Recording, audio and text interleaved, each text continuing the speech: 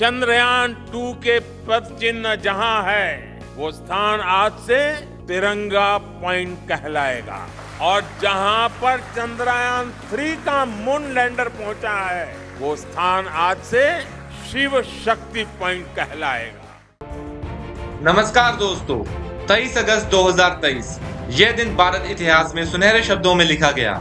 चंद्रयान 3 की सफल लैंडिंग हासिल होने के बाद भारत का गौरव पूरी दुनिया में और भी बढ़ गया। चंद्रयान 3 की लैंडिंग के ठीक 10 दिन बाद ही सूरज का अध्ययन करने के लिए आदित्य L1 मिशन 2 सितंबर 2023 को लॉन्च किया गया। साल 2023 हमारी स्पेस इंडस्ट्री के लिए बहुत भाग्यशाली माना जा रहा है, क्योंकि आज पूरी दुनिया में इसरो के सक्सेसफुल मिशन की बात हो रही है। इसलिए इसरो का इतिहास जानना हमारे लिए बहुत महत्वपूर्ण हो गया है। बहुत कम लोग इसरो के शुरुआती दौर से वाकिफ हैं। क्या आपको पता है कि इसरो के शुरुआती दौर में एक साइकिल का क्या योगदान था? क्या है इसरो और नाइकी के बीच रिश्ता, और क्यों इसरो बनाने में एक चर्च के फादर से परमिशन लेनी पड़ी? आइए इस पूरे इतिहास को डिटेल में जानते हैं। 21 नवंबर 1963 को नासा द्वारा सप्लाई किए गए नाइकी एपर्चर रॉकेट ने केरला में मछली पकड़ने वाली एक छोटी सी बस्ती तोम्बा से विस्फोट किया था। इस क्षण को देखने के लिए अमेरिका, यूएसएसआर यानी कि सोवियत यूनियन और फ्रांस के वैज्ञानिक भारत आए थे। भारत का पहला स्पेस मिशन सफल रहा और इस पूरे मिशन के पीछे डॉक्टर विक्रम साराभाई ने एक साधारण टेलीग्राम भेजा जिसमें लिखा था, जी विज अद्भुत रॉकेट शो। उनके शब्द हल्के थे लेकिन उनका वजन बहुत अधिक था। भारत अंतरिक्ष युग में प्रवेश कर चुका था। कुछ साल पहले ही यूएसएसआर ने 1957 में अपना पहला अर्थ आर्टिफिशियल सैटेलाइट स्पुतनिक 1 लॉन्च कर दुनिया को चुका दिया था। अमेरिका ने यूएसएसआर का पीछा करते ही 1958 में अपनी पहली सैटेलाइट एक्सप्लोरर 1 को लॉन्च किया। अमेरिका और यूएसएसआर के बीच ये अंतरिक्ष दौड़ उनकी फेमस कोल्ड वार के रूप में उभरी। अमेरिका और यूएसएसआर के कोल्ड वार से बहुत दूर भारत की अंतरिक्ष यात्रा 1961 में शुरू हुई, जब विक्रम साराभाई ने प्रधानमंत्री जवाहरलाल नेहरू को एक अंतरिक्ष कार्यक्रम शुरू करने का प्रस्ताव भेजा, जिससे भारत के आम लोगों को लाभ होगा और देश की प्रगति कई वर्षों तक तेज हो जाएगी। उनका मानना था कि भारत सुनामी और बाढ़ की चेतावनी जारी करने के लिए वेदर सैटेलाइट्स का उपयोग कर सकता है और गाँव में सीधे प्रसारण के लिए सैटेलाइट टेलीविजन का उपयोग कर सकता है, ताकि बच्चों को शिक्षित किया जा सके और ग्रामीणों को खेती की स्वच्छता और फैमिली प्लानिंग के बारे में जानकारी दी जा सके। प्रधानमंत्री पंडित नेहरू, जिन्हें मॉडर्न साइंस का चैंपियन कहा गया, पूरी तरह से सहमत थे और उन्होंने अपने करीबी दोस्त डॉक्टर होमी भाभा से, जो परमाणु ऊर्जा आयोग के अध्यक्ष थे, अंतरिक्ष प्रपोजल को रिव्यू करने के लिए कहा।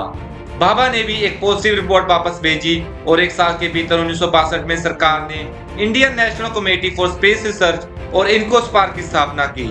साराभाई को इसके अध्यक्ष के रूप में नियुक्त किया गया था। इनकोस्पार द्वारा उठाए गए अपने पहले ही टास्क में एक रॉकेट लॉन्च पैड स्टेशन को बनाना था। इसके लिए युवा भारतीय इंजीनियर्स के ग्रुप को ट्रेनिंग के लिए नासा भेजने का निर्णय लिया गया। दिलचस्प बात यह है कि दोस्तों, इस ग्रुप में भारत के फ्यूचर राष्ट्रपति डॉक्टर एपीजे अब्दुल कलाम भी शामिल थे। जहां एक तरफ भारतीय साइंटिस्ट का एक ग्रुप अब्रॉड में कोचिंग ले रहा था, वहीं दूसरी तरफ भारत में टीम स्टेशन स्थापित करने के लिए लोकेशन की तलाश शुरू कर दी। प्राइमरी रिक्वायरमेंट ये थी कि वह स्थान पृथ्वी के इक्वेटर के करीब होना चाहिए। तिरुवनंतपुरम के पास तुम्बार नामक एक छोटे से समुद्र के नजदीक गांव में एक आदर्श स्थान पाया गया, लेकिन यह जगह 16वीं शताब्दी के सेंट मेरी मैगदलीन चर्च के नाम थी। साराभाई भारतीय अंतरिक्ष कार्यक्रम के लिए अपनी योजना के साथ बिशप के पास पहुंचे। दिलचस्प बात यह है कि फादर ने रविवार के श्रद्धालुओं से पूछा कि वह इस पर मतदान करें और श्रद्धालु, जिसमें से अधिकतर मछुआरे थे, सहमत हो गए। जल्द ही church space launch pad station में बदल गया। चर्च में ही अपना ऑफिस स्थापित करने वाले डॉक्टर एपीजे अब्दुल कलाम ने बाद में लिखा, चर्च में तुम्बा अंतरिक्ष केंद्र का पहला ऑफिस था। प्रार्थना कक्ष मेरी पहली प्रयोगशाला थी। बिशप का कमरा मेरा डिजाइन और ड्राइंग रूम था। भारत के पहले रॉकेट लॉन्च के लिए उपकरणों की यह तस्वीर बहुत आइकॉनिक है। रॉकेट के हिस्सों को साइकिल पर ले जाया गया था, क्योंकि 21 नवंबर 1963 को यहाँ कोई सड़क नहीं थी। शाम 6:25 पर भारत के पहले रॉकेट लॉन्च के लिए मंच तैयार किया गया था। नाइकी अपाचे नामक रॉकेट ने आसमान की ओर उड़ान भरी और भारत की अंतरिक्ष यात्रा की शुरुआत हुई। नाइकी अपाचे रॉकेट अमेरिका में बना था, लेकिन ठीक 4 साल बाद भारत ने अपना पहला स्वदेशी साउंडिंग रॉकेट रोहिणी 75 लॉन्च किया। 2 साल बाद 1969 में INCOSPAR Indian space research organisation यानी कि इसरो में तब्दील हो गया। आज इसरो दुनिया में सबसे उन्नति और सम्मानित स्पेस रिसर्च ऑर्गेनाइजेशन में से एक है। चंद्रयान 3 की सफल लैंडिंग और आदित्य L1 के सफल लॉन्चिंग के बाद हमारे कई मिशन पेंडिंग हैं, जिनमें से गगनयान पर पूरी दुनिया की निगाहें टिकी हैं। 2024 में गगनयान मिशन पर हम पहली बार 3 भारतीयों को स्पेस में भेजेंगे।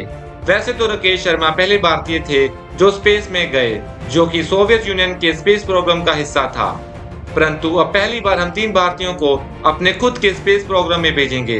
ये भारत के लिए बहुत गौरव की बात है।